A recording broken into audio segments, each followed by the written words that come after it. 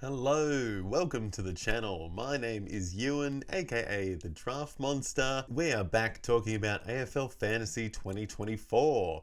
This week we're talking about the rookies coming through. A lot of people have Harley Reid on their minds as the number one draft pick, and it's probably going to happen, but there's a lot more to look forward to. With the national draft only 2 weeks away, these kids are going to get drafted soon, and they're probably going to be on your fantasy team in the next 10-15 years to come. Let's have a deep dive into who's going to get picked, who could be of significance for fantasy next year and for the years to come, and how are they going to fit in? Are they going to fit in? It's very interesting. So let's go, let's have a look.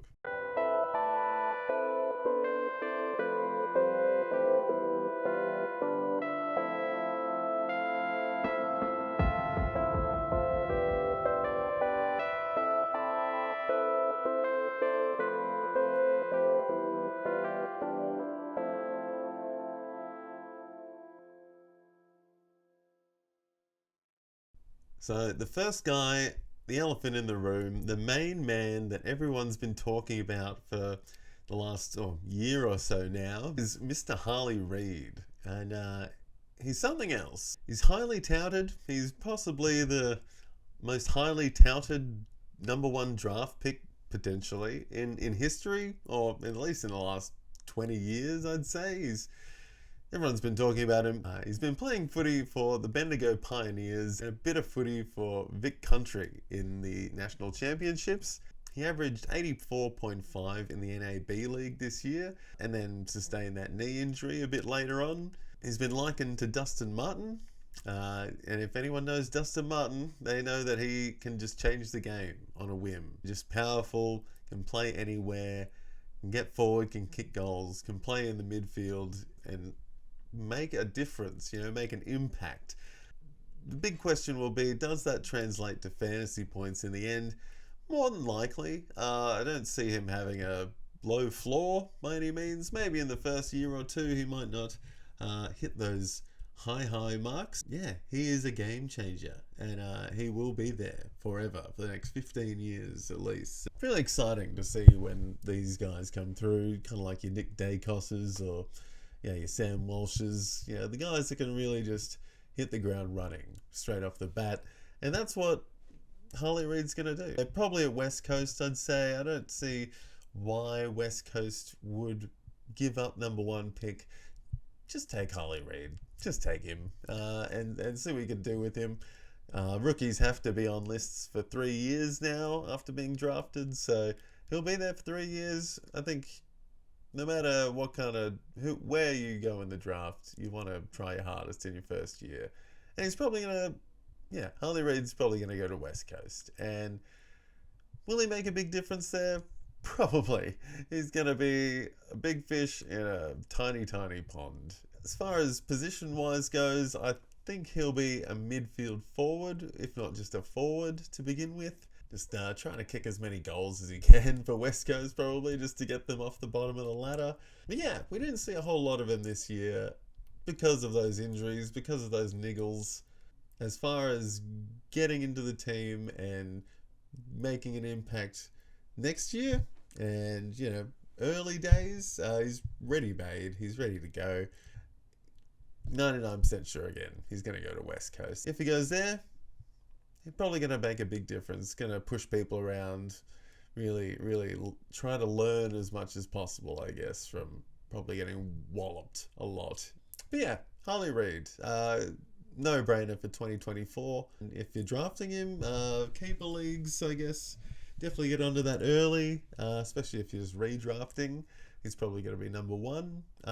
Single season leagues, if he's forward, God, he could be like a top 20 forward next year, easily. Could be easily F2, F3 in a lot of draft leagues next year as well. So the next guy I'm going to talk about is one of the most highly touted midfielders from this year, and that is Colby McKercher. Colby? Need to double check that. An absolute freak inside the midfield for the Tassie Devils this year and for the Allies. He's just a silky smooth inside midfielder that just knows his way about the centre bounces and all the clearance work. He averaged 31 disposals for the Tassie Devils last year, and that was after going down with an injury in his last game. I think he was averaging 33, 34, and he was also averaging, I think in the end, he averaged 117 fantasy points for the year as well for the Tassie Devils. Again, after going down in the last game with injuries. I think before that, he was possibly averaging 120 plus. Super fast, super nimble and quick through the middle. He's been likened to Zach Merritt. So, as anyone will know, Zach Merritt is unofficial pig of the game. He's just been consistently one of the best midfielders in the game, and especially in the fantasy game for the last 10 years or so. He just hasn't put a foot wrong, and to get that kind of likening is pretty awesome and pretty exciting to think. I think he'll get picked up by North Melbourne in the first 3 picks there. North Melbourne have pick 2 and pick 3, and I reckon one of them will be picked on Kobe McKercher. Interesting to see how he will fit into that midfield when they've got already a pretty young midfield there from the last few drafts. So, they've got Luke Davies-Uniacke, Jai Simpkin in there. They've got a whole bunch. Tom Powell, Taron Thomas, all the draft picks from the last few years. George Wardlaw, Will Phillips. That's really about it. No, there's definitely more. No, Kobe McKercher has a huge running capacity. Just absolute zippy midfielder through the middle. Chains plays together. He starts plays. He gets amongst. He chains it together. He'll sometimes finish off the play as well with a silky smooth goal. So he can kick it from outside 50. He'll just run up and down the park all day. He's keen. He loves butter chicken. He's got all the thumbs up in my books. I think he's definitely going to be a fan favourite in the next few years. There is obviously that potential, being from Tasmania, that he could get traded back there once that Tassie team comes into play. That could be an interesting one if there is that go-home mentality for Tasmania. I think he's pretty okay with leaving Tasmania, though. He's pretty ready to leave. I think he has been there most of his life. So I don't know if he wants to be there all the time, or in the next 10 years maybe he wants to branch out. Maybe he wants to go to the warmer states, Brisbane, or who knows, maybe he'll end up at West Coast or something. No, probably North Melbourne. It will be North Melbourne that picks him up, pending any late draft picks. But Kobe McKercher, he's going to be a star. He's going to be a fantasy stud in the next less than 5 years, definitely. So get him on your draft boards. Keeper leagues should be going very early, especially in redrafts. And single season, even 2024, he could be averaging into the 80s, kind of like what Sam Walsh did, and what Will Ashcroft was going to do last year. Nick Dacos, I think he's definitely got those qualities in the fantasy game in his first year to definitely be up there in mid 80s, I reckon, for 2024. Kobe McKercher. Alright, the third rookie I'd like to talk about today is Riley Sanders. And Riley Sanders is from the Sandringham Dragons, and he also played for the Allies in the National Championships. He is the premium on-baller for this draft. He gets in there. He gets his hands dirty. He is a contested ball winner.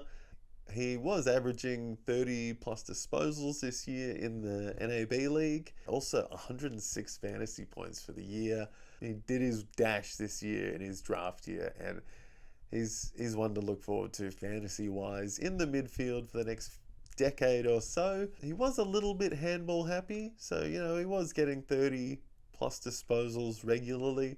1 to 2 kick to handball ratio is nothing to be too concerned about. He gets in there, he gets the ball, he finds it, he's available for the mark, he gets forward, he kicks the goals. He's got his socks up. I think that is a bonus. He just looks great. Statesman midfielder. Think Patrick Dangerfield.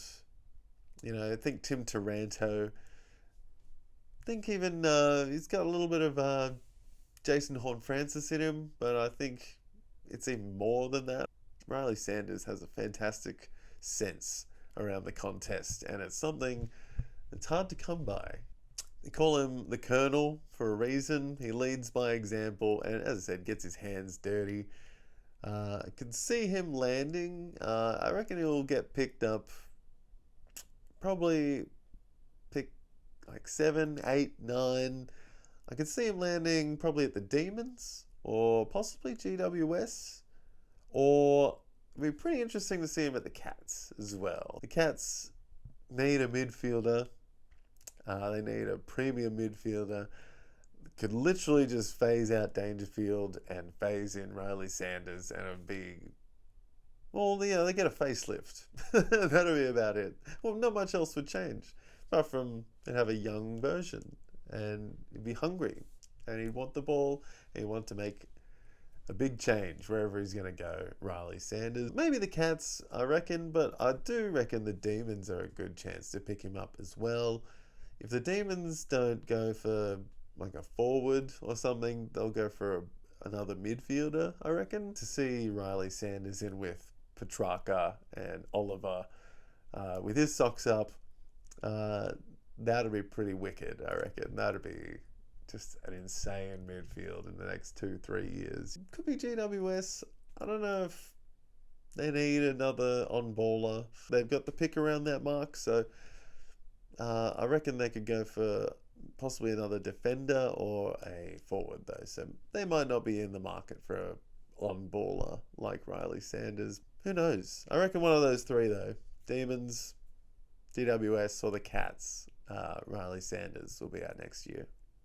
Next up, I have the next forward in the draft, and I reckon this will round out like the top 4 of the fantasy world, for the next few years. And it could be more, but these will be the 4 premium ones for next year. And the 4th one here is Zane Dersma. Z Dersma, not X. X is the one that just got traded to Essendon. No, Z Dersma is his younger brother, who is a forward. It's the next forward after Harley Reid, I reckon. Zane Dersma has that ability to kick goals, run through the middle, and just, again, make a big impact on the game. He played for Gippsland Power and also for Vic Country. He averaged the 3rd most goals in the NAB League, while also running a bit of midfield time as well. All in all, he averaged 101 fantasy points last year from 12 games. Personally, I think he is a spitting clone, maybe not look-wise, but the way he plays reminds me of Nick Riewoldt. He's like a forward, a tall enough forward to have that extra leap as well, to get right up there and take those high marks inside the inside 50. As well as that, he's silky smooth. He's got a frame of a midfielder, but also the shoulders of a forward. He has that ability to take great marks. He can kick the ball through the sticks from anywhere, probably 50 to 60 meters out. He's a laser pointer from any distance. It's also, as I said, got that ability to run through the midfield as well. So there's a lot of times throughout the year how he hung back a bit and would, help out through the midfield, chain some handballs together, take those defensive marks. He's just an athlete, again, tall, nimble. Reminds me of Nick Riewoldt in a lot of ways because he's able to hit the scoreboard. As far as where he could land in the draft this year in the next 2 weeks, I reckon, he will be a top 4, 5 pick in the end, and that will land him at least at North Melbourne or at Hawthorn. Obviously, I'm really hoping he does land at Hawthorn, but I would not be surprised if North Melbourne picks up Zane Dersma at 3 after picking Kobe McKercher at 2. Whoever North Melbourne picks at 2 and 3 is going to be insane, by the way. But Zane Dersma at 3, I'm thinking, for North Melbourne, unless they go the defensive route and they do end up pulling the trigger on, say, a Dan Curtin or something. But yeah, I think if North Melbourne or the Hawks, who desperately need a forward, either of those teams will have an absolute steal with Zane Dersma. He's going to be kicking goals. He's going to be running through the midfield. He's going to taking marks all the time. And yeah, in a few years, I could definitely see him being like a top 5 forward. Next up, I have Jake Rogers from the Gold Coast Academy and also from the Allies team from the National Championships. Jake Rogers averaged 26 disposals over the NAB League period for the Gold Coast Suns Academy, which turned out to be about 98 fantasy points from his 3 games. He was a bit handball happy, but he got right in amongst it throughout the whole tournament. He really showed his own in the national championships for the Allies as well as for the AFL Academy in their few games against some VFL teams. He was the MVP in the game against the Carlton VFL team earlier this year. And I think that really stamped his mark on the competition, just to say, yeah, look, I'm here. I'm ready. But yeah, here's a smooth moving midfielder. He always finds his way into the contest. He's only 170 centimeters tall, but he gets back. He tackles. He finds the ball. He grunts away. He disposes of the ball so quickly. Even when he's falling, he'll find a way to get rid of it.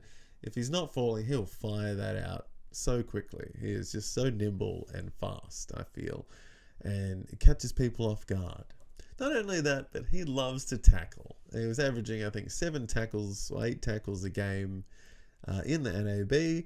He has been likened to Tuke Miller, which is going to be great because he's going to be working with Tuke Miller a lot for the next, if he hasn't already, but for the next few years. He's probably been likened to Tuke Miller because he is a tackling machine. He loves to lay the tackles. I love tacklers in fantasy because, you know, tackling is, it gets you all the points. If you get a player that gets 15 disposals, but if they get 10 tackles, that's a ton, baby. I reckon he's going to be an absolute jet in the years to come, Jake Rogers. He also has that ability to go forward and kick some goals. In fact, I think he will probably start his career at the Suns as a forward, as a small forward, which probably means he will get forward status early on in his career. If he doesn't start with it, we'll probably get it midway through. Hopefully he gets some early games. I reckon with, was it Damien Hardwick coming in and making the new changes and having this draft hand that he's got, he will be utilising Jake Rogers as well as the other 2 Suns that we'll be talking about a bit later, Ethan Reid and Jed Walter. Ooh. Jake Rogers is an academy player. I think that's something I've overlooked. Jake Rogers is a Gold Coast Suns academy player, and academy players, you need to keep an eye on academy players. Yeah, academy players are players who teams have already invested in. They've already put the time in. A lot of these players have been part of their academies since they were 12. And so by the time they're drafted, they've already been with the club 6 years. And they've got that rapport. They've got that inside confidence. And they've played a couple of games for them already. They've already got that experience and that loyalty as well. So, you know, you've got a player that's going to be there and they want there. So Jake Rogers as an academy inside midfielder for the Gold Coast Suns. One of their most exciting products in the last few years. So what I want to talk about now is one that has definitely flown under the radar, and I haven't heard his name much since the national championships, and that is Caden Cleary. Caden Cleary is a name that you should remember. He is a Sydney Swans Academy prospect, and he also played for the Allies in the national competition. He is an inside midfielder with a fantastic footy IQ. He's shown great growth from what we saw in the national championships. Every game he played, his disposals would increase. I think in the final, he ended up with a 36 disposal game, 9 contested or something like that. So yeah, he is a beast in the contest, and yeah, definitely one that is flying under the radar this draft. Maybe because of all the other hyped players, I guess. Being a Swans Academy prospect is something that, especially in the fantasy game, you should not overlook. Past prospects from the Swans Academy like Callum Mills, Errol Goulden, I think there's a few others there. Swans love their young guns. They love putting the young kids in there. John Longmire loves to play the kids. Errol Goulden, again, just killing it. And I can see Caden Cleary also doing that. In the next few years, he's probably flying under the radar because of all the midfielders that are happening in Sydney. There are a lot. So it'll be interesting to see when he gets his go. But when he does, when you hear Caden Cleary is debuting, put him in your team, get him off the FA, find a spot for him in your keeper leagues, maybe if you're redrafting or late round drafting in keeper leagues. I would definitely be keeping an eye on Caden Cleary from the Sydney Swans. Next guy off the bat is young Nick Watson from Eastern Rangers and Vic Metro. Nick Watson is an electric small forward. He has an incredible knack for finding the goal, zipping beneath opponents and around them. He is electric fast, very, very fast. Man, he is a very small man, but do not be deceived by that height, because this man can jump. This man can run. This man can kick it from outside the 50 between the sticks. He just has that knack about him, and it's a knack that a lot of teams look for. He also has stints through the midfield as well and can provide that extra run, extra carry. He showed some serious fantasy form mid-year in the NAB League. I think he was close to a 100 average. It died off a little bit towards the end. He did pick up an injury. And yeah, it's just a bit quiet towards the end of the year. We saw him kind of go down the draft rankings a little bit there, but do not be fooled. Nick Watson is someone that teams are going to want. They need that kind of knack and that goal sense and extra forward craft that you can't teach. So he was in a moon boot for the National Combine, so I think he sustained a bone ligament injury. As far as where he could end up in the draft, definitely could see him landing at Hawthorn again. Whether that's jumping the gun a little bit at pick 4, 5, maybe. Might be jumping it a little bit there. I'd probably prefer, being a Hawks fan, that we grab Zane Dersma if we can. But if not him, Nick Watson. Absolutely. We need a forward. But if the Hawks pass him up, then I can absolutely see him going to the Bulldogs with the very next pick, or the Demons right after that. So both those teams do need that extra small forward. I feel both teams were lacking that accuracy or extra forward presence in 2023. So yeah, both those teams at 5 or 6 and 7 could be picking up Nick Watson. I don't know if teams like GWS or Geelong or Essendon might think about picking him up, because they've kind of got their forward lines kind of sorted. Maybe landing at the Crows though. Crows could be an interesting one for him too if he does slide that far. Crows at 10, 11, 12, but I don't think he'll slide that far. I reckon it'll be one of those 3, Hawks, Dogs or Demons for Nick Watson. And final one I'm going to talk about in this video is Darcy Wilson from the Murray Bushrangers and Vic Country. Darcy Wilson averaged 25 disposals and a goal and a half a game in the NAB League. He also averaged 102 fantasy points per game as well. He is a dashing outside midfielder who also has that ability to get forward as well. So yeah, he did kick over a goal a game in all the games he played. He just has that presence about him up there. He loves to run. He's a fantastic athlete. Runs all day. Did really well in the time trial at the National Combine. He just doesn't stop. He doesn't stop running. Darcy Wilson, huge running capacity. As far as drafting goes, I think he could be a mid-first round pick. So that could land him at maybe the Crows. Could see him at the Saints. Or maybe the Demons. Do the Demons need another winger? Maybe not. I don't know. The Demons and the Swans both had picks around that mark as well, but I don't know if he would be a good fit at the Demons or the Swans. Demons have a decent wingman. They don't need running midfield forwards. They need forwards. Yeah, I don't know if he would be a great fit at the Demons, and the Swans also have a lot of midfielders happening there, and they've got their own thing. I don't know if he's quite on their radar either. I could definitely see him landing at the Saints, I think. I think that would be a great fit, or the Crows, for Darcy Wilson. So thank you so much for watching this video. I hope I've given you some insight on some AFL Fantasy rookies coming through for 2024 and beyond. If you found it interesting or got some insight today, please like and subscribe and stay tuned for more fantasy content. If you don't get enough of it here, you can always follow me at Draft Monster on Twitter or X. And yeah, I'll be staying up to date with the rookies in the next few weeks, and we're going to do a part 2 in the next few days as well. So stay tuned for that. And yeah, thanks again. See you in the next video.